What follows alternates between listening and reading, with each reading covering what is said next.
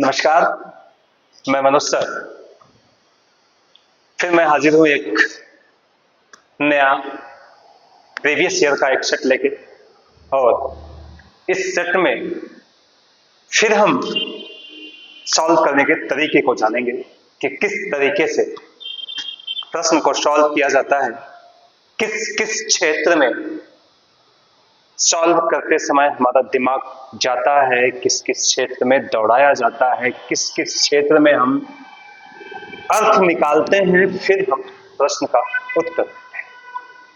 तो आज हम इसी पर चर्चा करेंगे और हमारा जो ये प्रैक्टिस ईयर का सेट है, खासकर इसी पे बनाया गया है कि हम प्रश्नों को कैसे कैसे किस किस दृष्टिकोण के आधार पर सॉल्व करते हैं और कितने समय में हम सॉल्व कर लेते हैं। बस पहला देखिए, जब बच्चा फेल होता है तो इसका तात्पर्य क्या है। यानी आप ये सोचिए कि अगर बच्चा फेल हो जाता है एग्जाम में, परीक्षा में, अगर वो फेल हो जाता है तो इसका तात्पर्य क्या होता है। कौन फेल है? हम फेल है, मीन्स टीचर फेल है, बच्चे के माता पिता फेल है, व्यवस्था फेल है, पढ़ने की विधि अच्छी नहीं थी, यानी तमाम प्रकार की चीजें हैं। ऑप्शन देखते हैं, बच्चे ने उत्तरों को सही तरीके से याद नहीं किया, पहला ऑप्शन है। दूसरा ऑप्शन, बच्चे को प्राइवेट ट्यूशन लेनी चाहिए, यह तीसरा ऑप्शन है। चौथा ऑप्शन, यानी बच्चे व्यवस्था फेल हो गई, तीसरा ऑप्शन। और चौथा ऑप्शन है बच्चा पढ़ाई के लिए योग्य नहीं है। देखिए, हमने पहले कहा था ना कि आप प्रश्न का जब उत्तर दीजिए तो आप कई दृष्टिकोण से सोचिए, हम केवल एक पैटर्न पर नहीं चलेंगे। सीटेट याद रखिए, सेंट्रल की ये परीक्षाएं हैं, इसमें जब तक आप कई दृष्टिकोण से नहीं सोचेंगे तब तक आप सही तरीके से उत्तर का चयन नहीं करेंगे, क्योंकि इसमें हर उत्तर आपको बिल्कुल सही लगता है और उन सही में से आपको सबसे ज्यादा सटीक उत्तर का चयन करना होता है। ठीक है, बच्चे ने उत्तरों को सही तरीके से याद नहीं किया, नहीं, ठीक है। बच्चे को प्राइवेट ट्यूशन लेनी चाहिए। भाई, प्राइवेट ट्यूशन शिक्षा नहीं कहती कि हम बच्चों को विद्यालय में प्रवेश भी दिलाएं प्लस साथ में ट्यूशन भी कराएं, ऐसा नहीं।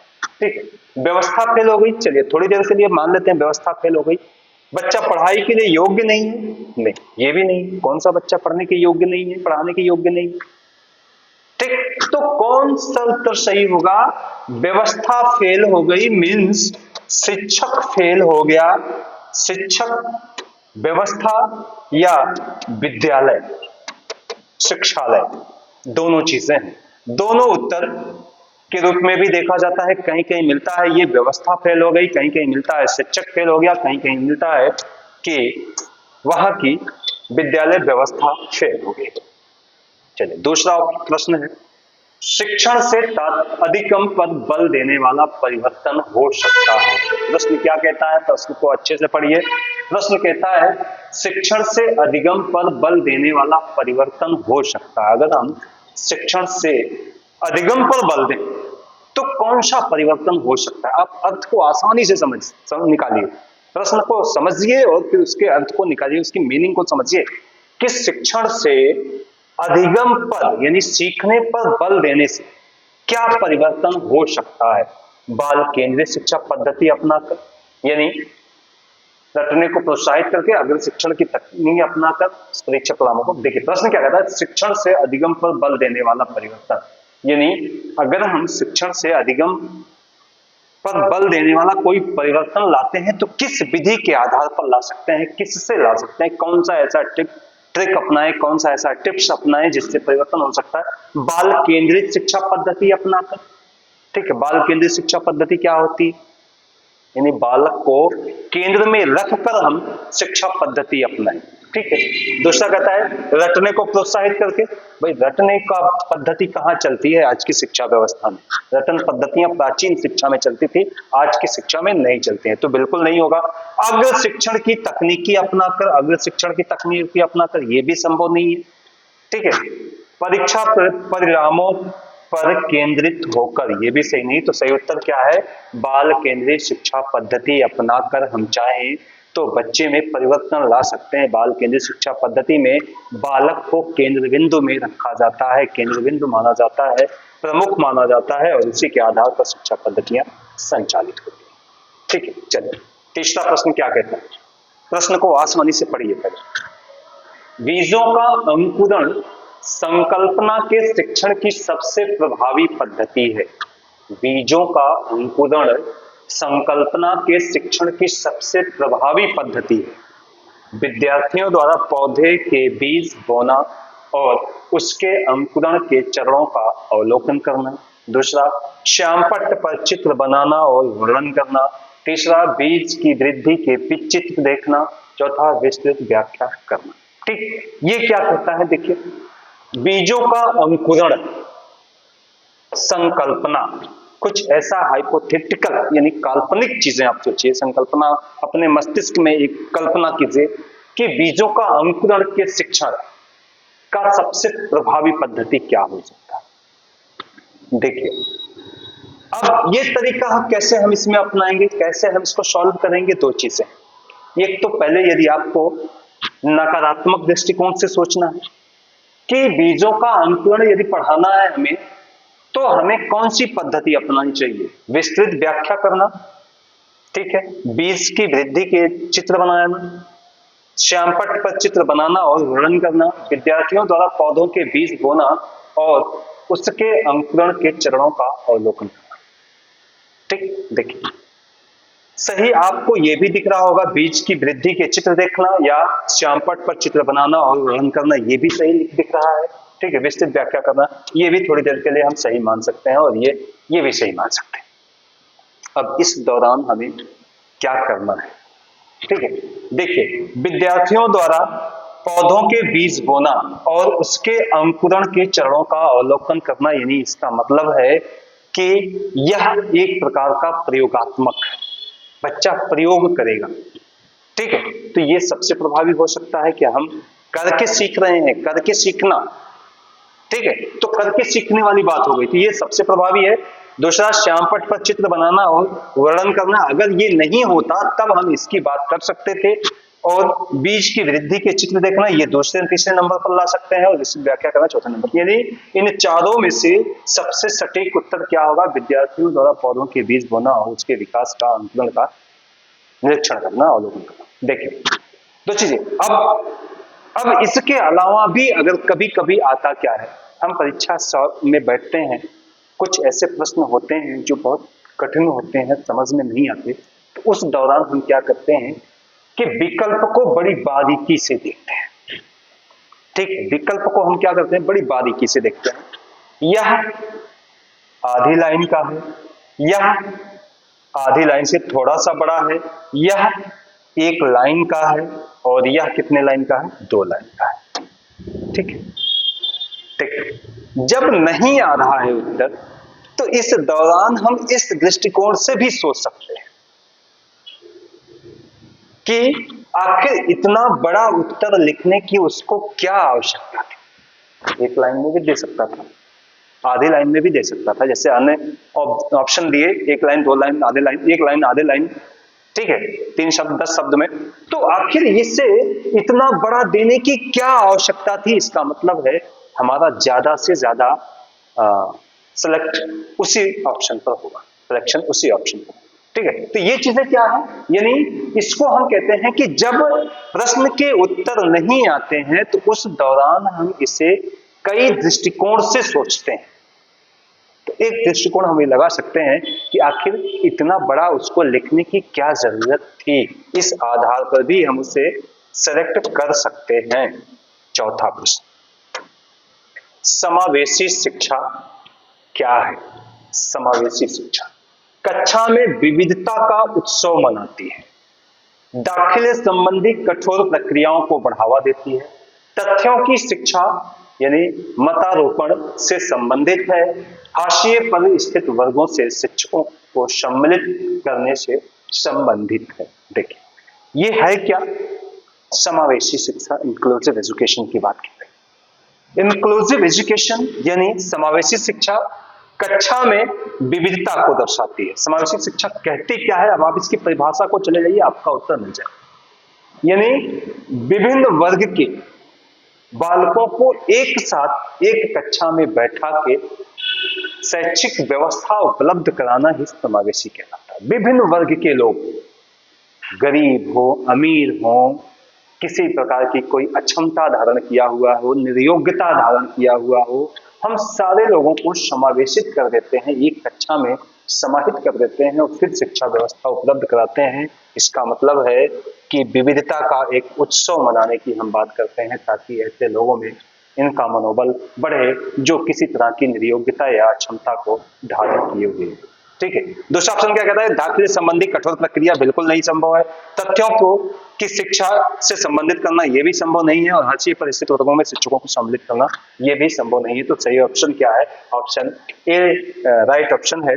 क्या कह रहा है, ये विविधता का उत्सव मनाना। पांचवा कहता है, किस प्रकार के प्रश्नों को वस्तुनिष्ठ प्रश्नों की श्रेणी में रखा जाता है। सॉल्व कीजिए। किस प्रकार के प्रश्नों को वस्तुनिष्ठ की श्रेणी में रखा जाता है। वस्तुनिष्ठ मीन्स एक प्रकार से ऑब्जेक्टिव की बात है। ठीक है, ऑब्जेक्टिव की बात की जा रही है। ऑब्जेक्टिव यानी किस प्रकार के प्रश्नों को हम वस्तुनिष्ठ की श्रेणी में रख सकते हैं। पहला ऑप्शन क्या कहता है, पहला ऑप्शन कहता है लघु उत्तरात्मक प्रश्न, दूसरा मुक्त उत्तरात्मक प्रश्न, तीसरा सत्य असत्य प्रश्न, चौथा निबंधात्मक प्रश्न। अब देखिए, अब यहां पे हम कैसे सॉल्व करेंगे।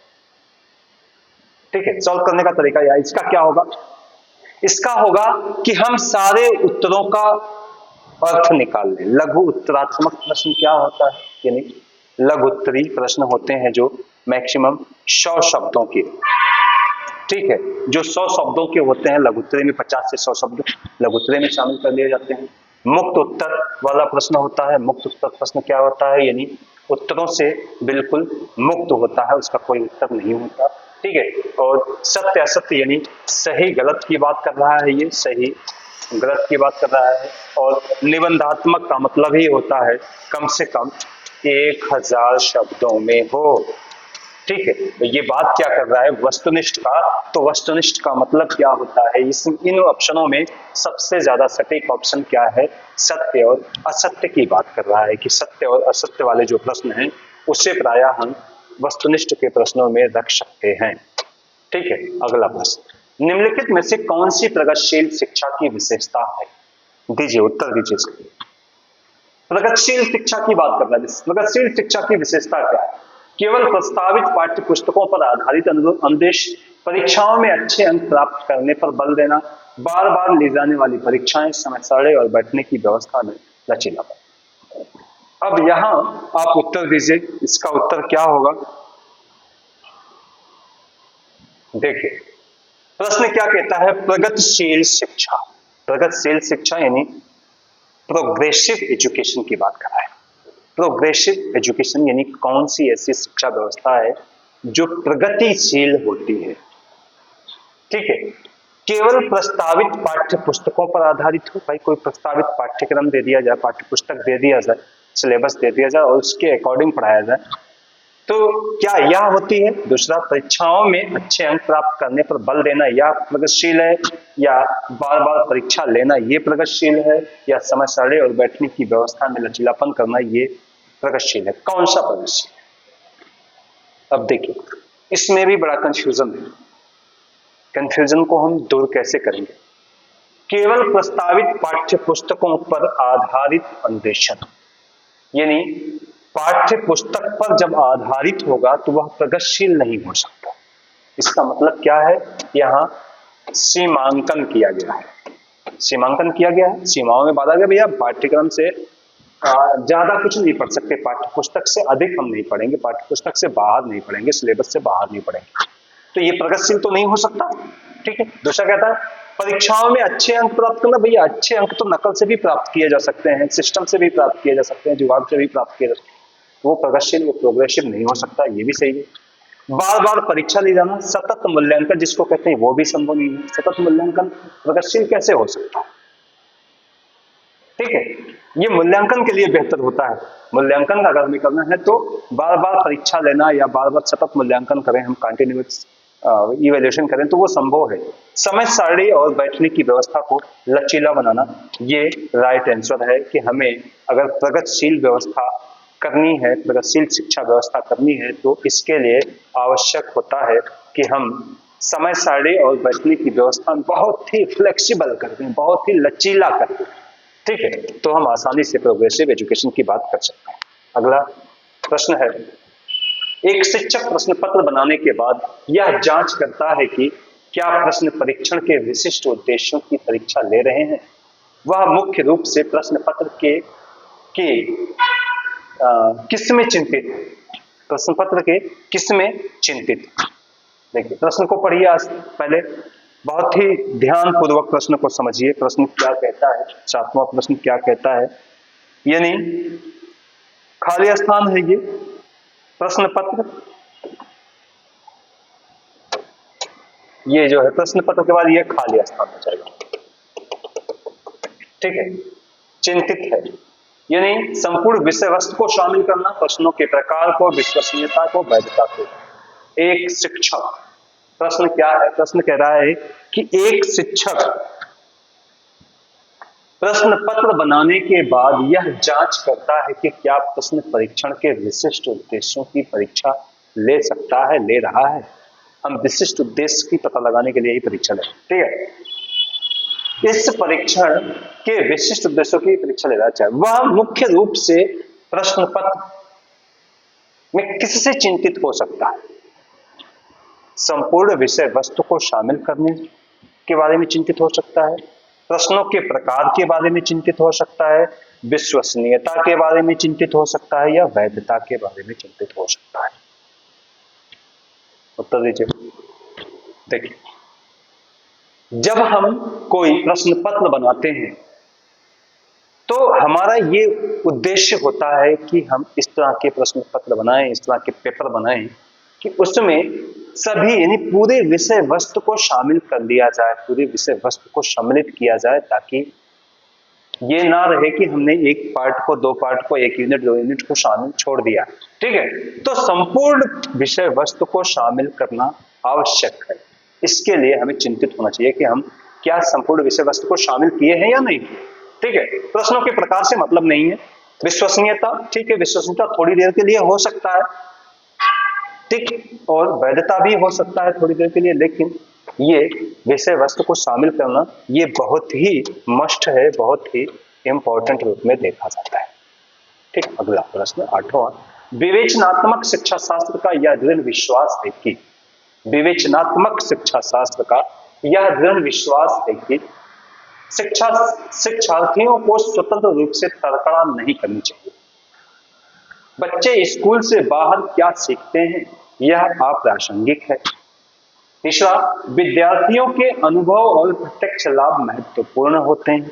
चौथा, एक शिक्षक को हमेशा कक्षा कक्ष के अनुदेशन का नेतृत्व करना चाहिए। चलिए उत्तर दीजिए, 8वें का उत्तर दीजिए। 8वां क्या कहता है, देखिए, विवेचनात्मक शिक्षा शास्त्र का विश्वास, दृढ़ विश्वास होता है शिक्षार्थियों को स्वतंत्र रूप से तर्कना नहीं करनी चाहिए। भाई गलत है ये, हम तो स्टूडेंट्स को फ्री रखेंगे तर्क वितर्क करने के लिए। ठीक है, नकारात्मक दृष्टिकोण से सोचे। ठीक, एक बच्चे स्कूल से बाहर क्या सीखते हैं यह अप्रासंगिक। क्यों अप्रासंगिक है भैया, हम बच्चे के बाहर और अंदर दोनों की बातें करते हैं। ठीक है, स्कूल में वो क्या सीख रहा है, स्कूल के बाहर क्या सीख रहा है, हमें प्रायः उसका भी अवलोकन करना आवश्यक है। ठीक है, तीसरा, शिक्षार्थियों के अनुभव और प्रत्यक्ष लाभ महत्वपूर्ण होते हैं। भाई ठीक है, शिक्षार्थियों के अनुभव और प्रत्यक्ष लाभ महत्वपूर्ण होते हैं। चलिए कुछ देर के लिए हम इसको मान लेते हैं, प्रत्यक्ष लाभ जरूरी है, उनका अनुभव एक्सपीरियंस होना आवश्यक है। चौथा देख लेते हैं, चौथा क्या कहता है, एक शिक्षक को हमेशा कक्षा कक्ष के अनुदेशन का नेतृत्व करना चाहिए। क्यों केवल कक्षा कक्ष का ही निर्देशन करना चाहिए, इसके अलावा और निर्देशन नहीं करना चाहिए।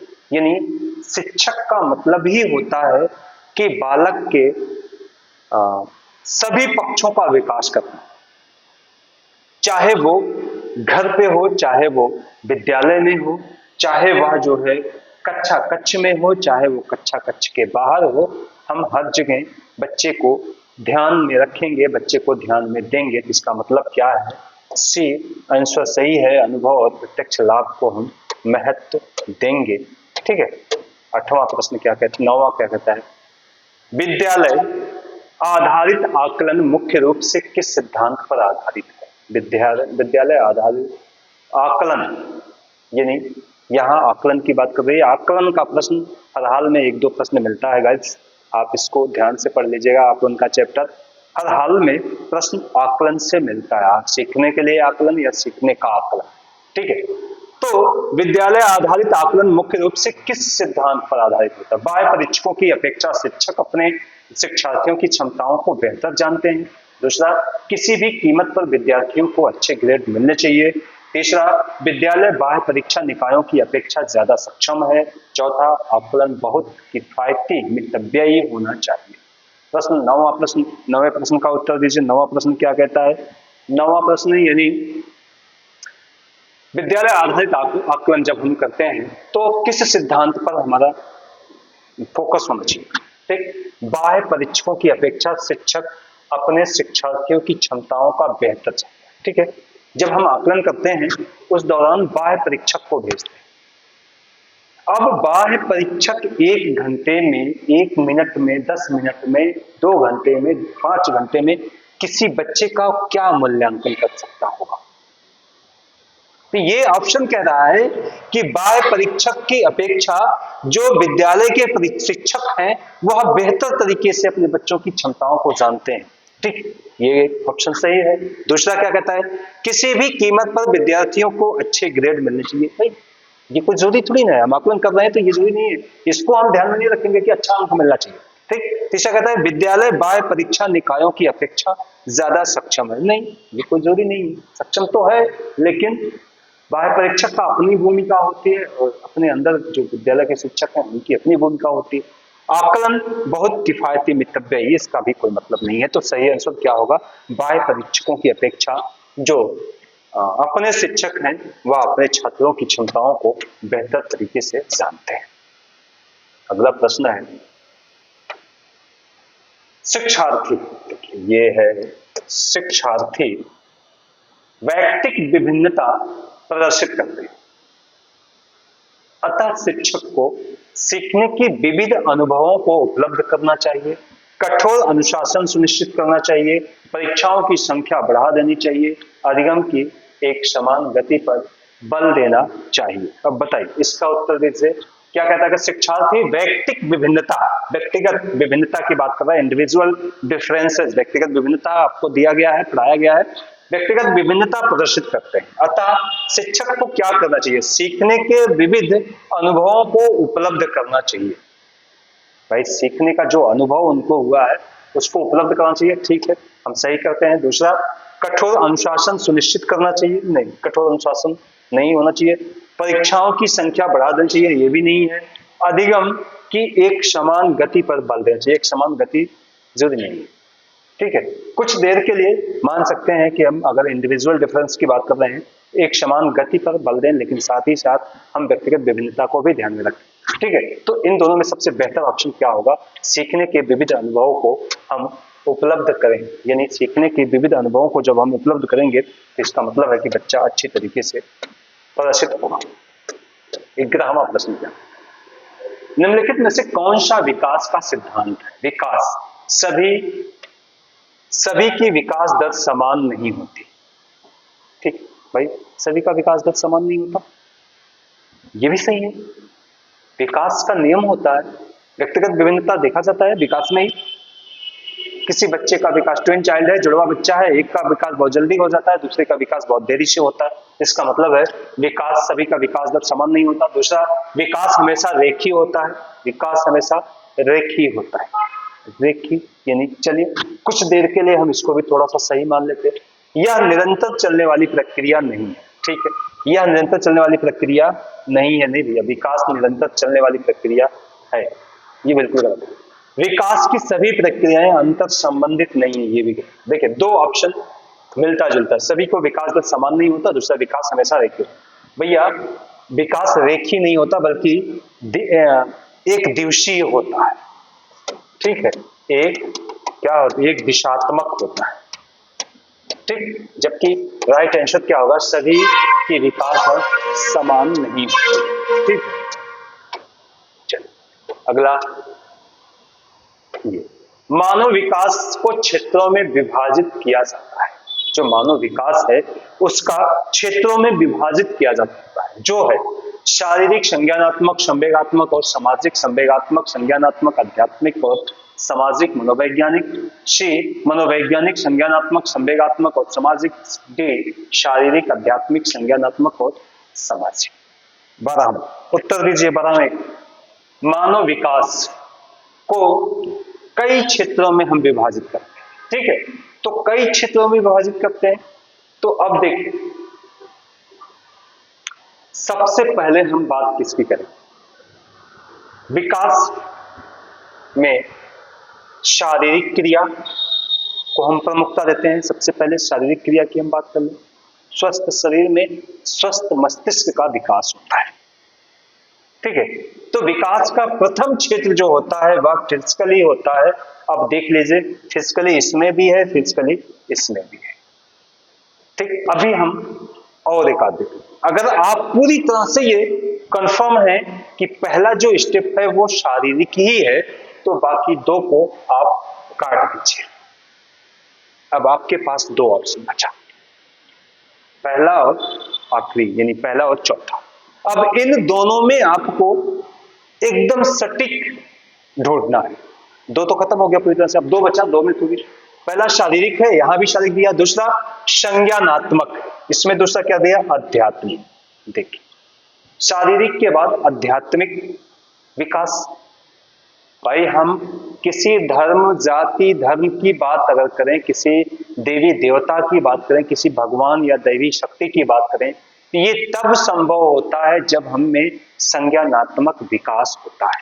तो दूसरा ऑप्शन क्या होना चाहिए आपका, संज्ञानात्मक विकास होना चाहिए, ठीक। जबकि इसमें आध्यात्मिक दे दिया, तो इसका मतलब है कि ये नहीं होना चाहिए। अब आपको ज्यादा दूर जाने की जरूरत नहीं है, यही उत्तर सेलेक्ट कर लेना है। पहला शारीरिक, संज्ञानात्मक, संवेगात्मक और सामाजिक, ये राइट आंसर है। चलिए अगला है, एक शिक्षिका पाठ्य वस्तु और फल सब्जियों के कुछ चित्रों का प्रयोग करती है। ये एक शिक्षिका है, ये एक शिक्षिका पाठ्य वस्तु और फल सब्जियों के कुछ चित्रों का प्रयोग करती है और अपने विद्यार्थियों से चर्चा करती है। विद्यार्थी इस जानकारी को अपने पूर्व ज्ञान से जोड़ते हैं और पोषण की संकल्पना को सीखते हैं। यह उपागम पर आधारित है। फिर अब इसका उत्तर दीजिए। अधिगम के शास्त्रीय अनुबंधन, पुनर्बलन का सिद्धांत, अधिगम के सक्रिय अनुबंधन का सिद्धांत, ज्ञान के निर्माण। देखिए, एक शिक्षिका प्रश्न को फिर पढ़िए, एक बार पढ़िए, दो बार पढ़िए, तीन बार पढ़िए, जब तक कि पूरी तरह से प्रश्न समझ में ना आ जाए तब तक हम सही उत्तर का चुनाव नहीं करते, ठीक है। एक शिक्षिका पाठ्य वस्तु और फल सब्जियों के कुछ चित्रों का प्रयोग करती है और अपने विद्यार्थियों से चर्चा करती है। विद्यार्थी इस जानकारी को अपने पूर्व ज्ञान से जोड़ते हैं और पोषण की संकल्पना को सीखते हैं। यह उपागम आधारित है। अधिगम की शास्त्रीय अनुबंधन, शास्त्रीय अनुबंधन का सिद्धांत किसने दिया था, पावलो। देखिए, शास्त्रीय अनुबंधन का सिद्धांत पावलो ने दिया था। अब पावलो का शास्त्रीय अनुबंधन क्या कहलाता है, यानी जो लाल ग्रंथि पर उन्होंने कुत्ते की लाल ग्रंथि का प्रयोग किया था, ठीक है। तो शास्त्रीय अनुबंधन का सिद्धांत यानी वह संबंध स्थापित करना था, वहां पे संबंध स्थापित करके, यानी घंटी से कुत्ते ने अपना संबंध स्थापित किया, फिर वो सीखा, ठीक है। तो ये नहीं हो सकता। दूसरा क्या कहता है, पुनर्बलन का सिद्धांत। पुनर्बलन का सिद्धांत हल का है, हल का पुनर्बलन का सिद्धांत, यानी पुनर्बलन के आधार पर सिखाया जा सकता है, बिल्कुल नहीं। भाई ये कह क्या रहा है, फल सब्जियों के कुछ चित्रों का प्रयोग करती है और अपने विद्यार्थियों से चर्चा करती है। विद्यार्थी इस जानकारी को पूर्व ज्ञान से जोड़ते हैं और पोषण की संकल्पना को सीखते हैं। भाई वह पूर्व ज्ञान से उसका संबंध स्थापित कर लेते हैं, ठीक है। तो पुनर्बलन तो नहीं मिल रहा है कहीं, तो ये भी नहीं हो सकता, ये भी नहीं हो सकता। दूसरा क्या कहता है, तीसरा अधिगम के सक्रिय अनुबंधन का सिद्धांत, यानी सक्रिय अनुबंधन क्रिया प्रसूत सिद्धांत की बात की जा रही है। बी.एफ. स्किनर का क्रिया प्रसूत सिद्धांत है, अब क्रिया प्रसूत सिद्धांत की बात की जा रही है। ये भी नहीं संभव है स्किनर का क्रिया प्रसूत सिद्धांत, यानी ये सबसे पहले RS की बात कर रहा है, यानी बच्चे को रिस्पॉन्स दें, बच्चा रिस्पॉन्स दे तब हम स्टिमुलस दें, वो भी चीजें नहीं है। यानी ज्ञान के निर्माण की बात कर रहा है, हम बच्चे में ज्ञान का निर्माण कैसे करें, पूर्व ज्ञान से चीजों को संबंध स्थापित करते हुए करें। तो राइट आंसर इस कौन सा है, डी है। चलिए 14 प्रश्न, जब बच्चे की दादी उसे उसकी मां की गोद से लेती है तो बच्चा रोने लगता है। ठीक है, अब यहां प्रश्न क्या है कि जब बच्चे की दादी, देखिए बहुत ही अच्छा प्रश्न है, बहुत बढ़िया प्रश्न है। 14वां प्रश्न ये कह क्या रहा है कि जब बच्चे की दादी उसे उसकी मां की गोद से लेती है तो बच्चा रोने लगता है। बच्चा के रोने का कारण क्या है, बच्चा किस कारण से रोता है, उत्तर दीजिए। बढ़िया प्रश्न है। बच्चे की दादी जब उसे उसकी मां से अपने गोद में ले लेती हैं तो बच्चा रोने लगता है। इस रोने का कारण क्या है, क्यों बच्चा रोता है? सामाजिक दुश्चिंता के कारण रोता है, संवेगात्मक दुश्चिंता के कारण रोता है, अजनबी दुश्चिंता के कारण रोता है, वियोग दुश्चिंता के कारण। अब सोच लीजिए, फटाफट आंसर दीजिए। बहुत अच्छा प्रश्न है, निकालिए इसका तो आंसर दीजिए और कमेंट करके हमको बताइए कि सही आंसर क्या होगा। कमेंट करके बताइए सही आंसर क्या होगा इसका।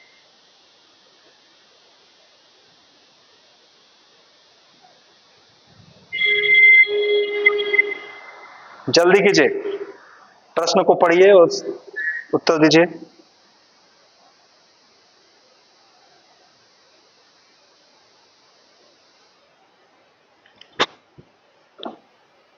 देखिए, जब बच्चे की दादी उसे उसकी मां की गोद से लेती है तो बच्चा रोने लगता है।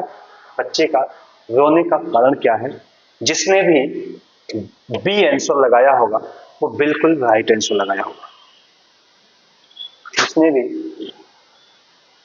बी आंसर दिया होगा वो बिल्कुल सही दिया होगा, संवेगात्मक दुश्चिंता। अब सोचिए, सामाजिक दुश्चिंता यानी समाज के बारे में सोचना। सामाजिक दुश्चिंता क्या होता है? समाज के बारे में सोचना। तो बच्चा को समाज से क्या मतलब है भैया? ठीक। अजनबी दुश्चिंता, भाई दादी है तो अजनबी तो हो नहीं सकती। ठीक है। वियोग दुश्चिंता यानी अलगाव की बात करना, ये भी संभव नहीं है। वियोग रस कहां इसमें हो जाएगा? वहीं पास में मां भी है, वहीं पास में दादी भी है, परिवार के लोग हैं, तो वियोग कहां हो रहा है? ठीक है। लेकिन संवेगात्मक दुश्चिंता होगा। क्यों होगा संवेगात्मक दुश्चिंता? यानी मोह, उसको किसकी मोह? मां की मोह। मां की मोह की वजह से वह उसमें एक भय उत्पन्न हो रहा है, एक संवेग दुश्चिंता उत्पन्न हो रही है, वह चिंतित हो रहा है। क्यों चिंतित हो रहा है? केवल मां से वो अलग होने के लिए मोह, उसको माया मोह, महाठगिन हम जानी। ठीक है, राइट आंसर संवेगात्मक दुश्चिंता। अगला प्रश्न, शिक्षा के संदर्भ में सामाजिकरण से तात्पर्य है। शिक्षा के संदर्भ में सामाजिकरण से तात्पर्य है अपने सामाजिक मानदंड बनाना। दूसरा, समाज में बड़ों का सम्मान करना, सामाजिक वातावरण में अनुकूलन और समायोजन करना, सामाजिक मानदंडों का सदैव अनुपालन करना। यानी शिक्षा के संदर्भ में सामाजिकरण से तात्पर्य, सामाजिकरण का मतलब ये होता है समाज के नियम, समाज के जो मानदंड हैं, समाज का जो व्यवस्था है उसके अनुसार हम हो जाएं, उसे हम धारण कर लें, उसके अनुसार हम बदल जाएं, अनुकूलन स्थापित कर लें, समायोजन कर लें। इसका मतलब क्या है? वो सामाजिक वातावरण में अनुकूलन और समायोजन ही सामाजिकरण कहलाता है। ठीक है। सामाजिक मानदंड केवल ये संभव नहीं है, समाज में बड़ों का सम्मान करना ये भी संभव नहीं है, सामाजिक मानदंडों का सदैव अनुपालन करना ये भी संभव नहीं है। सामाजिक वातावरण में यदि हम अनुकूलन और समायोजन स्थापित कर लेते हैं तो इसका मतलब है कि आप सामाजिक मानदंडों को भी अपना रहे हैं, सामाजिक व्यवस्थाओं को भी अपना रहे हैं, समाज में बड़े बुजुर्ग का सम्मान भी कर रहे हैं। यानी इन तीनों प्रकार के ऑप्शन आपके सी में सम्मिलित हैं, तो सी इज राइट आंसर। चलिए अगला फटाफट 16वां प्रश्न देखते हैं। राज्य स्तर की एक एकल गायन प्रतियोगिता के लिए विद्यार्थियों को तैयार करते समय एक विद्यालय लड़कियों को वरीयता देता है। यह दर्शाता है, क्या दर्शाता है भैया? वैश्विक प्रवृत्तियां, दूसरा प्रयोजनात्मक उपागम, तीसरा प्रगतिशील चिंतन और चौथा लैंगिक पूर्वाग्रह। हमने भी प्रश्न दिया है, यह टॉपिक भी दिया है आपको हमारे वीडियो में, आपका ऑलरेडी लैंगिक पूर्वाग्रह के हमने प्रश्न बनाए हैं। ये प्रश्न कह रहा है राज्य स्तर पर अगर एकल गायन प्रतियोगिता के लिए विद्यार्थियों को तैयार करना या तैयार करते समय एक विद्यालय की लड़कियों को अगर शिक्षक वरीयता दे रहा है, अब केवल हम लड़कियों की ही बात ना करें, अगर कोई शिक्षक किसी प्रतियोगिता में बॉयज को या गर्ल्स को ओनली वन किसी एक को वरीयता देता है, कहता है कि इसमें केवल बालक ही शामिल होंगे, इसमें केवल बालिका ही शामिल होंगे, इसका मतलब क्या है? वह कहीं ना कहीं लैंगिक पूर्वाग्रह से ग्रसित है। लैंगिक पूर्वाग्रह क्या कहता है? यानी किसी लैंगिकता के आधार पर विभेद करना लैंगिक पूर्वाग्रह के रूप में देखा जाता है। ठीक है, बढ़िया प्रश्न है, इंपॉर्टेंट प्रश्न, अक्सर एग्जाम में आता है ये प्रश्न। अगला है वाइगोत्स्की बच्चों के सीखने में निम्नलिखित में से किस कारक की महत्वपूर्ण भूमिका देते हैं? आनुवंशिकी, नैतिकी, शारीरिक, सामाजिक। भैया फटाफट बताइए 17वें का प्रश्न उत्तर। वाइगोत्स्की का सामाजिक सांस्कृतिक सिद्धांत है, तो सामाजिक सांस्कृतिक सिद्धांत, सीधे उत्तर मिल गया आपका सामाजिक सांस्कृतिक सिद्धांत। ज्यादा आपको सोचने की जरूरत ही नहीं है, सीधे वाइगोत्स्की ने बच्चे का जो संज्ञान विकसित करने की बात की थी वो समाज और संस्कृति के परिप्रेक्ष्य में की थी, तो समाज और संस्कृति ही महत्वपूर्ण भूमिका निभाती है बच्चे के संज्ञानात्मक विकास में। 18वां प्रश्न, एक शिक्षिका अपने शिक्षार्थियों की विभिन्न अधिगम शैलियों को संतुष्ट करने के लिए वैविध्यपूर्ण कार्यों का उपयोग करती है, वह किससे प्रभावित है? एक शिक्षिका अपने शिक्षार्थियों की विभिन्न अधिगम शैलियों को संतुष्ट करने के लिए वैविध्यपूर्ण कार्यों का उपयोग करती है, वह किससे प्रभावित है? कोलबर्ग के नैतिक विकास के सिद्धांत से, गार्डनर के बहुबुद्धि सिद्धांत, वाइगोत्स्की के सामाजिक सांस्कृतिक सिद्धांत है, पियाजे के संज्ञानात्मक विकास का सिद्धांत। देखिए कभी कभी जब हम प्रश्न हल करते हैं, जैसे इसके पहले के प्रश्न में आपने देखा वाइगोत्स्की का प्रश्न आया था, अब अगर वाइगोत्स्की का प्रश्न समझ में ना आए तो सीधे उसका उत्तर देखिए यहां भी दिया हुआ है, वाइगोत्स्की का सामाजिक सांस्कृतिक सिद्धांत। इससे भी चाहे तो आप पूर्व के प्रश्न या आगे पीछे के प्रश्न भी आप सॉल्व कर सकते हैं। ठीक है, तो यह प्रश्न क्या कहता है कि कोलबर्ग के नैतिक सिद्धांत, कोलबर्ग का नैतिक सिद्धांत क्या है? यानी बताइए कोलबर्ग का नैतिक सिद्धांत। कोलबर्ग के नैतिक सिद्धांत को हम दुविधा की बात करते हैं, दुविधा उत्पन्न करना, यहाँ दुविधा उत्पन्न करने की बात ही नहीं की जा रही है, इसका मतलब गलत है ये। गार्डनर के बहुबुद्धि सिद्धांत, गार्डनर का बहुबुद्धि सिद्धांत क्या कहता है? अक्सर एग्जाम में मिलता है गाइस, जाते जाते एक बार जरूर आप पढ़िएगा गार्डनर का बहुबुद्धि सिद्धांत। ठीक है, अक्सर एग्जाम में मिलता है गार्डनर का बहुबुद्धि सिद्धांत। तो गार्डनर का बहुबुद्धि सिद्धांत क्या कहता है? गार्डनर का बहुबुद्धि सिद्धांत क्या कहता है? यानी शिक्षिका अपने शिक्षार्थियों के विभिन्न अधिगम शैलियों को संतुष्ट करने के लिए वैविध्यपूर्ण कार्यों का उपयोग करती है, यानी ये बहुबुद्धि सिद्धांत का प्रयोग करना, विविध प्रकार के कार्य करवा रही है। वो नृत्य भी करवाना, गायन भी करवाना, वादन भी करवाना, अभियांत्रिकी भी करवाना, सामाजिक भी करवाना, मूर्त करवाना, अमूर्त करवाना, तमाम प्रकार की चीजों को करवा रही है। इसका मतलब गार्डनर के बहुबुद्धि सिद्धांत का वो प्रयोग कर रही है। ठीक है, अगला हम देख रहे हैं वाइगोत्स्की के सामाजिक सांस्कृतिक सिद्धांत नहीं, और पियाजे के संज्ञानात्मक विकास का सिद्धांत ये भी नहीं है, तो उत्तर क्या सही है? बी सही है। 19वां, एक शिक्षिका अपने आप में कभी भी प्रश्नों के उत्तर नहीं देती, वह अपने विद्यार्थियों को उत्तर देने के लिए समूह चर्चाएं और सहयोगात्मक अधिगम अपनाने के लिए प्रोत्साहित करती है। यह उपागम सिद्धांत पर आधारित है। यह किस सिद्धांत पर आधारित है? देखिए, अनुदेशात्मक सामग्री के उचित संगठन, अच्छा उदाहरण प्रस्तुत करना और भूमिका प्रतिरूप बनाना, तीसरा सीखने का तत्परता और सक्रिय भागीदारिता। एक शिक्षिका अपने आप में कभी भी प्रश्नों का उत्तर नहीं देती, वह अपने विद्यार्थियों को उत्तर देने के लिए समूह चर्चाएं और सहयोगात्मक अधिगम अपनाने के लिए प्रोत्साहित करती है।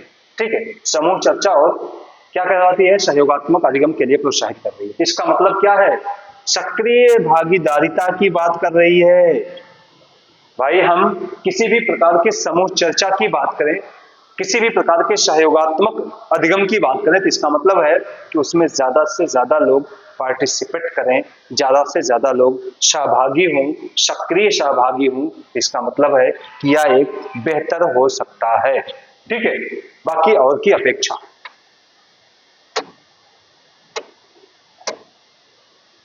ठीक, अगला प्रश्न हमारा, निम्नलिखित में से कौन सा शिक्षक से संबंधित अधिगम को प्रभावित करने वाला कारक है? निम्नलिखित में से कौन सा शिक्षक से संबंधित अधिगम को प्रभावित करने वाला कारक है? ठीक है, दीजिए उसका उत्तर दीजिए। देखिए, बैठने की उचित व्यवस्था, शिक्षण अधिगम संसाधनों की उपलब्धता, विषय वस्तु या अधिगम अनुभवों की प्रकृति, विषय वस्तु में प्रनियुक्तता। 20वें का उत्तर सिलेक्ट कीजिए, कौन सा उत्तर होगा? कौन सा शिक्षक से संबंधित अधिगम को प्रभावित करने वाला कारक है? शिक्षक से संबंधित अधिगम, बैठने की उचित व्यवस्था नहीं, शिक्षण अधिगम संसाधनों की उपलब्धता नहीं, विषय वस्तु या अधिगम अनुभवों की प्रकृति नहीं, विषय वस्तु में प्रवीणता। ये अगर आप में है तो जरूर आपका शिक्षण व्यवस्था बहुत ही प्रभावशाली होगा। यानी विषय वस्तु में यदि आप निपुण है, प्रवीणता का मतलब क्या होता है? निपुणता। यदि आप में निपुणता है, प्रवीणता है, तो आप जो है बिल्कुल आपके शिक्षक से संबंधित वो प्रश्न का उत्तर होगा। ठीक है, चलिए अगला प्रश्न हम देखते हैं। 21वां, कोल वर्ग के अनुसार शिक्षक बच्चों में नैतिक मूल्यों का विकास कर सकता है। यानी कोल वर्ग का नैतिक विकास बहुत ही इंपॉर्टेंट टॉपिक है, वाइगोत्स्की का इंपॉर्टेंट है, अक्सर एग्जाम में मिलता है। तो 21वें का उत्तर दीजिए। 21वें का प्रश्न क्या कहता है? कोल वर्ग के अनुसार शिक्षक बच्चों में नैतिक मूल्यों का विकास कैसे कर सकता है? धार्मिक शिक्षा का महत्व देखा भाई, नैतिक विकास करना है तो धार्मिक शिक्षा का कोई मतलब ही नहीं है, पहला तो ऐसे खत्म हो गया। दूसरा क्या कहता है? व्यवहार के स्पष्ट नियम बनाकर, व्यवहार का नियम बनाना। चलिए थोड़ी देर के लिए हम इसको अगर मान लेते हैं कि व्यवहारिक नियम बनाकर हम नैतिकता का विकास कर सकते हैं तो रख सकते हैं। ठीक है, नैतिक मुद्दों पर आधारित चर्चाओं में उन्हें शामिल कराकर, ये भी महत्व रख रहा है। कैसे व्यवहार किया जाना चाहिए, इस पर कठोर निर्देश देकर। देखिए 3 ऑप्शन हमारे पास मिले। अब आपको देखना क्या है कि इन तीनों में सबसे बेहतर ऑप्शन कौन सा है? बेहतर ऑप्शन कठोर निर्देश बनाना। भाई हम कठोर निर्देश नहीं बना सकते। नैतिकता के संबंध में कठोर निर्देश लोकतंत्रात्मक देश है, हम इसमें खाड़ी देशों की तरह नहीं कि फांसी की सजा दे दें, तत्काल गोली मार दें, चौराहे पे लटका दें, ऐसा नहीं है। ठीक है, लोकतंत्रात्मक देश है तो हम एकदम कठोर नियम नहीं बना सकते। इसका मतलब इसको भी निकाल सकते हैं। व्यवहार के लिए स्पष्ट नियम बनाना। भाई नैतिकता का विकास करना है तो हम व्यवहार को केवल शामिल नहीं करते, व्यवहार ही केवल नैतिकता नहीं होता, इसके अलावा भी बहुत सारी चीजें होती हैं। तो नैतिक विकास में मुद्दों पर आधारित चर्चा करके हम बच्चों को उसमें शामिल करा दें और फिर नैतिकता का विकास कराएं। चलिए अगला, छोटे शिक्षार्थियों को कक्षा कक्ष में समवयस्कों के साथ अंतःक्रिया करने के लिए प्रोत्साहित करना चाहिए, जिससे वे एक दूसरे के प्रश्नों के उत्तर सीख सकें, पाठ्यक्रम को बहुत जल्दी पूरा किया जा सके, वे पढ़ने के दौरान सामाजिक कौशल सीख सकें, शिक्षक कक्षा कक्ष को बेहतर तरीके से नियंत्रित कर सकता है। 22वें का उत्तर दीजिए। 22वें का उत्तर दीजिए, छोटे शिक्षार्थियों को कक्षा कक्ष, छोटे बच्चों को जब हम कक्षा कक्ष में समवयस्कों के साथ यानी बड़े बच्चों के साथ बैठा के अंतःक्रिया करने के लिए प्रोत्साहित करते हैं, तो उस दौरान हम क्या करते हैं? वे एक दूसरे के प्रश्नों के उत्तर सीख सकें? नहीं भाई, उनको एक दूसरे के प्रश्नों के उत्तर सीखने का कोई मतलब नहीं है। ठीक है, उनको एक दूसरे के प्रश्न सीखने का कोई मतलब नहीं है। दूसरा, पाठ्यक्रम को बहुत जल्दी पूरा किया, भाई इसका मतलब कोई नहीं है। वे पढ़ने के दौरान सामाजिक कौशल सीख सकें, शिक्षक कक्षा के को बेहतर तरीके से नियंत्रित कर सकें। नहीं, ये सी सही है, वे पढ़ने के दौरान सामाजिक कौशलों को सीख सकता है।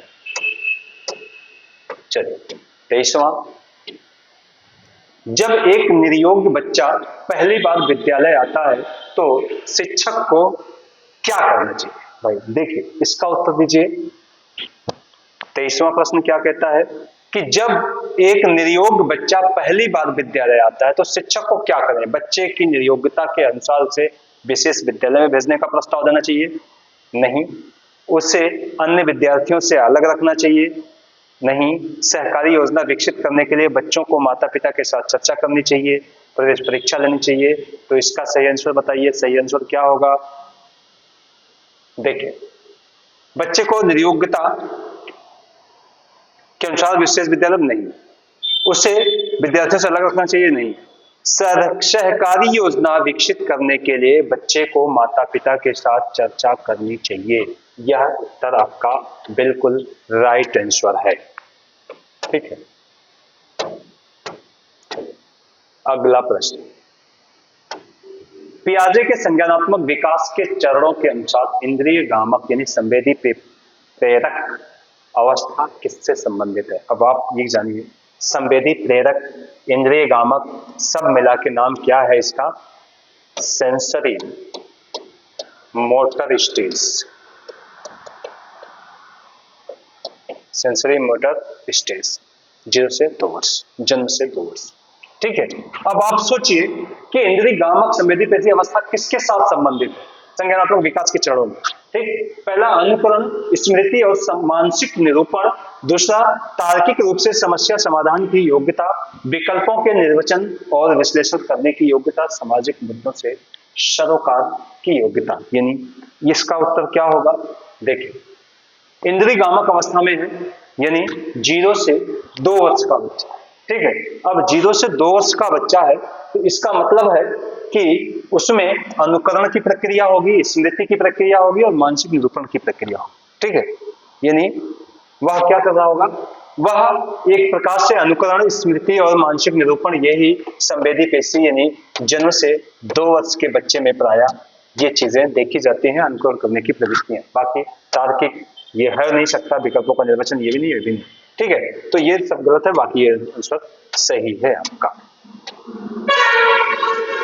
25वां देखते हैं, मानव व्यक्तित्व परिणाम है पालन पोषण और शिक्षा का, आनुवंशिकता और वातावरण की अंतःक्रिया का, केवल वातावरण का, केवल आनुवंशिकता का? 25वें का उत्तर दीजिए, 25वें का उत्तर दीजिए, पालन पोषण और शिक्षा का। मानव व्यक्तित्व का परिणाम क्या है? पालन पोषण और शिक्षा का है? नहीं भैया, मानव व्यक्तित्व केवल पालन पोषण और शिक्षा से ही नहीं मिलता है। ठीक है, आनुवंशिकता और वातावरण की अंतःक्रिया, हाँ ये सही है। क्रिया का क्या है? परिणाम है। ठीक है, केवल वातावरण ये भी नहीं है, केवल आनुवंशिकता ये भी नहीं है। ठीक है, तो ये क्या सही है? आनुवंशिकता और वातावरण, भाई दोनों इसमें शामिल है। देखिए, ये दोनों ऑप्शन बी में शामिल है, आनुवंशिकता और वातावरण की अंतःक्रिया। अंतःक्रिया का मतलब ही होता है कि वह उसमें सब कुछ शामिल हो जाएंगे। ठीक है, तो सही आंसर क्या होगा आपका? B right answer. ठीक, 26वें का उत्तर दीजिए, शिक्षण अधिगम प्रक्रिया में व्यक्तिगत रूप से ध्यान देना महत्वपूर्ण है क्योंकि शिक्षार्थी हमेशा समूहों में ही बेहतर सीखते हैं। दूसरा, शिक्षक प्रशिक्षण कार्यक्रमों में ऐसा ही बताया गया है। तीसरा, इससे प्रत्येक शिक्षार्थियों को अनुशासित करने के लिए शिक्षकों को बेहतर अवसर मिलते हैं। चौथा है, बच्चों की विकास दर भिन्न होती है और वे भिन्न तरीकों से सीख सकते हैं। 26वां, इसका उत्तर दीजिए। देखिए, शिक्षण अधिगम प्रक्रिया में व्यक्तिगत रूप से ध्यान देना, क्या व्यक्तिगत रूप से ध्यान दिया जाता है? शिक्षार्थी हमेशा समूहों में बेहतर सीखते हैं? नहीं, ये भी नहीं। शिक्षक प्रशिक्षण कार्यक्रमों में ऐसा ही बताया गया? नहीं, ये भी नहीं है। इससे प्रत्येक शिक्षार्थी को अनुशासित करने के शिक्षकों को बेहतर अवसर मिलता है? नहीं। बच्चों की विकास, भाई 3 गलत है तो स्वाभाविक है कि चौथा सही होगा। तो चौथा, यानी बच्चों को विकास दर भिन्न होती है, भाई इंडिविजुअल डिफरेंसेस होता है। ठीक है, तो और वे विभिन्न तरीके से क्या कर सकते हैं? सीख सकते हैं। ठीक है, चलिए 27वां, निम्नलिखित में से कौन सी समस्या समाधान की वैज्ञानिक पद्धति का पहला चरण है? प्राकल्पना का परीक्षण करना, समस्या के प्रति जागरूकता, प्रासंगिक जानकारी को एकत्र करना, प्राकल्पना का निर्माण करना। देखिए, बहुत ही आसान। पहले क्या करिए? समस्या समाधान। अगर हम किसी भी प्रकार के समस्या का समाधान करते हैं तो उसके लिए हमारे पास क्या होना चाहिए? समस्या का जब हम समाधान कर रहे हैं तो इसका मतलब है कि हम हमारे सामने सबसे पहले और पहला जो स्टेप आएगा वो क्या आएगा, वो समस्या आएगा। ठीक है, हम समस्या को सबसे पहले देखें, समस्या के प्रति जागरूकता यहां पे मिल गया, प्रकल्पना, इसके बाद समस्या है, समस्या के बाद जो है हम प्रकल्पना पे पहुंचते हैं, प्रकल्पना की बात कर लें आप। ठीक है, इसके बाद फिर हम कल्पना निर्माण, प्रासंगिक जानकारी एकत्र करते हैं, बहुत सारी चीजें होती है, लेकिन सही क्या होगा, समस्या सबसे पहला स्टेप के रूप में देखा जाता है। 28वां देखें, निम्नलिखित में से कौन सा सीखने का क्षेत्र है, अनुभविक, भावात्मक, आध्यात्मिक, व्यवसाय? इसका उत्तर दीजिए, बहुत ही मजेदार प्रश्न है, आप कमेंट करके बताइए, कमेंट में इसका उत्तर दीजिए, निम्नलिखित में से कौन सा सीखने का क्षेत्र है। आप तुरंत इस तरह के प्रश्न आए तो हम टाइम बहुत जल्दी मैनेज कर सकते हैं भाई, 2-4 प्रश्न 6 प्रश्न बड़े मिल जाएंगे, या 2-4 6 प्रश्न अगर हमें छोटा मिल जाता है तो हम 2-4 सेकंड में भी इसको सॉल्व कर सकते हैं, और ये टाइम जो हमारा बचेगा, इस टाइम को हम बड़े प्रश्नों पे लगा सकते हैं। तो इस तरह के निम्नलिखित में से कौन सा सीखने का क्षेत्र है। अब हमें देखिए, इसको भी सॉल्व करने का तरीका आप देख लीजिए, हर ऑप्शन के अर्थ को आप देख लीजिए, हर ऑप्शन को परिभाषित कर लीजिए, आप आसानी से सॉल्व कर लेंगे। अनुभविक मीन्स क्या होता है, अनुभव। ठीक है, ये क्या कह रहा है, ये अनुभव की बात कर रहा है। ठीक, अनुभव की बात कर रहा है, यानी हम अनुभव की बात कर रहे हैं। दूसरा, भाव की बात किया जा रहा है, भावावेग होता है, भाव की बात कर रहा है। आध्यात्मिक यानी धर्म से संबंधित होता है, व्यवसायिक यानी व्यवसाय से संबंधित। अब ये कह क्या रहा है, 28 निम्नलिखित में से कौन सा सीखने का क्षेत्र है, अनुभविक और भावात्मक। आध्यात्मिक हो नहीं सकता, व्यवसायिक हो नहीं सकता। अब हमारे पास 2 ऑप्शन बचा है, 2 ऑप्शन है हमारे पास। ठीक है, अब इन 2 ऑप्शनों में आप सही ऑप्शन की तलाश कीजिए कि इन दोनों में सबसे बेहतर कौन सा है। ठीक है, सबसे बेहतर कौन सा होगा, निम्नलिखित में से कौन सा सीखने के क्षेत्र का है। ठीक, यानी भावात्मक इज राइट आंसर होगा। क्यों होगा, भावात्मक का मतलब है कि किसी व्यक्ति वस्तु को सीखने के लिए हम मनोवृत्ति का विकास करें, मनोवृत्ति का विकास करें, यानी एक भाव उत्पन्न करना, सीखने का भाव, सिखाने का भाव किसी वस्तु के प्रति, किसी विषय वस्तु के प्रति। तो ठीक है, वह क्या होगा, वह भावात्मक होगा। भाई अनुभवात्मक, अनुभव सीखने के लिए नहीं होता, सिखाने के लिए होता है, ये क्लियर रहना चाहिए। अनुभव सिखाने के लिए होता है, सीखने के लिए तो भाव होना चाहिए। ठीक, 29वां, जब बच्चा कार्य करते हुए उबने लगता है तो आप इस बात का संकेत है कि संभवतः कार्य यांत्रिक रूप से बार बार हो रहा है, बच्चा बुद्धिमान नहीं है, बच्चे में सीखने की योग्यता नहीं है, बच्चे को अनुशासन में रहने की जरूरत है। जब बच्चा कार्य करते समय उबने लगता है तो इसका मतलब है कि वह बार बार यांत्रिक रूप से कार्य बार बार हो रहा है, वही कार्य। भाई किसी बच्चे को आप पढ़ाते हैं, बार बार वही चीजें पढ़ाइए तो वो उब जाएगा, सीखने में उसमें इंटरेस्ट नहीं होगा। ठीक है, तो संभवतः यांत्रिक रूप से वो बार बार कार्य किया जा रहा है, इसलिए वह उठ जाना है। चलिए अब हम लास्ट प्रश्न तक पहुंचने वाले हैं। तीसरा प्रश्न हमारा होगा 30वां प्रश्न। देखिए क्या प्रश्न कहता है, प्रायः, ठीक, ये क्या है, ये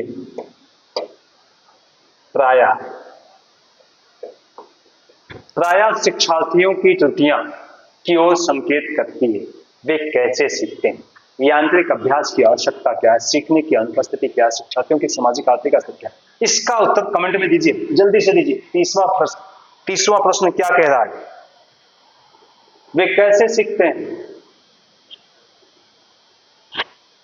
प्रायः शिक्षार्थियों की त्रुटियां अगर हो रही हैं तो वो त्रुटियों को बार बार दिखा रहा है, संकेत कर रहा है। क्या संकेत करता है हमको, वे कैसे सीखते हैं, यांत्रिक अभ्यास की आवश्यकता है, सीखने की अनुपस्थिति है, शिक्षार्थियों के सामाजिक आर्थिक स्तर। देखिए अब हम जाते जाते इसको सॉल्व करने का एक तरीका बता रहे हैं आपको। प्रश्न कहता है कि प्रायः शिक्षार्थियों की त्रुटियां जो होती हैं वह हमें संकेत करती हैं कि वह यानी वे बच्चे कैसे सीखते हैं। अगर हम किसी बच्चे को कोई काम दे दें और बार बार वो गलती करे, इसका मतलब है हमें यह जरूर सोचना चाहिए कि हम बच्चे को कौन सा काम दिए हैं, किस तरह का काम दें कि वो कर सकता है। ठीक है, वे कैसे सीखते हैं इस पर हमें विशेष ध्यान देना होगा। दूसरा, यांत्रिक अभ्यास की आवश्यकता। भाई यांत्रिक अभ्यास की आवश्यकता की अभी जरूरत नहीं है, यांत्रिक अभ्यास की आवश्यकता की जरूरत नहीं है। सीखने की अनुपस्थिति, इसकी भी जरूरत नहीं है। और शिक्षार्थियों के सामाजिक आर्थिक स्तर का कोई मतलब नहीं है। ठीक है, तो हम इन तीनों नकारात्मक चीजों को सबसे पहले निकाल लें, ऑटोमेटिक हमको मिल जाएगा सकारात्मक चीज। ठीक है, तो इस तरह से आज हमारा ये आपका 30वां प्रश्न यानी 30 प्रकार के 30 प्रश्नों का एक संग्रह आपके सामने उपस्थित रहा और ये प्रायः एक अच्छी सीख देगा आपको कि किस तरह से हमें प्रश्न सॉल्व करना चाहिए, किस तरह से हमें उत्तर ढूंढना चाहिए और कैसे हम किन किन दृष्टिकोण से उत्तर के बारे में सोचते हैं फिर हम उनको उत्तर देते हैं। आज यहीं तक, थैंक यू। फिर हमें इजाजत दीजिए, हम मिलते हैं एक नेक्स्ट वीडियो में।